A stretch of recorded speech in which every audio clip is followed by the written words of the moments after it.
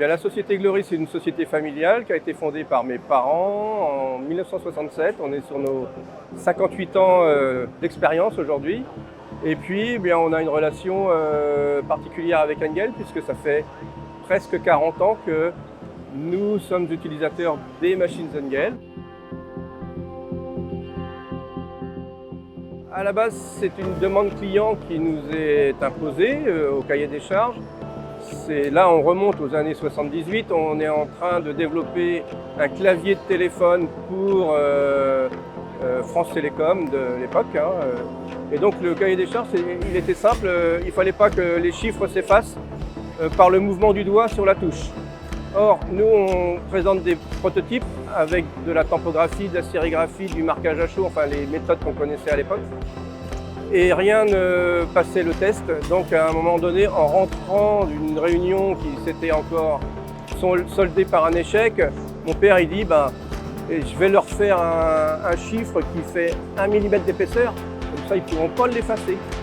Et pour ça, il fallait faire du surmoulage. Donc à l'époque, on faisait une empreinte dans un moule et puis on transportait l'empreinte dans un deuxième moule.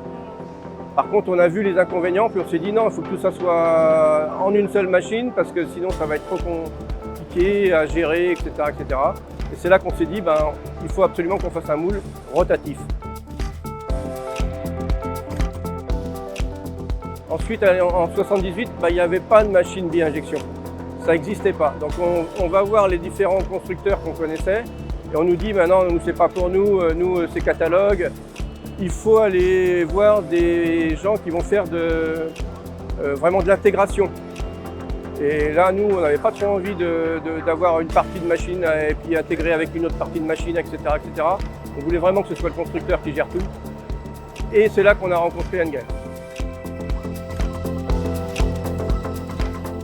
Donc à l'époque, M. Bartrog, qui était directeur de Engel France, a tout mis en œuvre pour qu'on puisse trouver des solutions.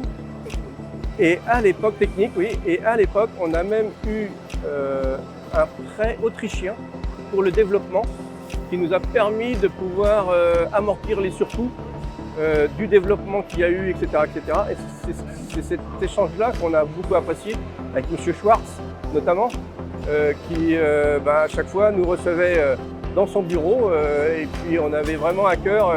Pour nous, Engel, c'est une famille un petit peu industrielle que l'on partage sur beaucoup de points.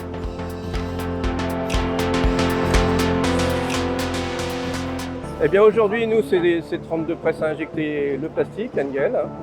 Donc on va de 28 à 450 tonnes de pression de fermeture. On a 13 presses en bi-injection, 2 en tri-injection. On développe 50 outillages par an. On a une équipe également de moulistes intégrés où on fait tout ce qui est moule technique, bi-injection, tri-injection. On développe également des choses en mono-injection avec de l'injection compression, avec des choses qu'on a développées également avec Engel à l'époque. Et puis c'est dans les secteurs de la domotique, de la fibre optique. Également, on est présent avec des projets en cosmétique et puis automobile. Et aujourd'hui, c'est 70 personnes qui tous les jours font tourner 32 presses à injecter le plastique, jour et nuit. Voilà.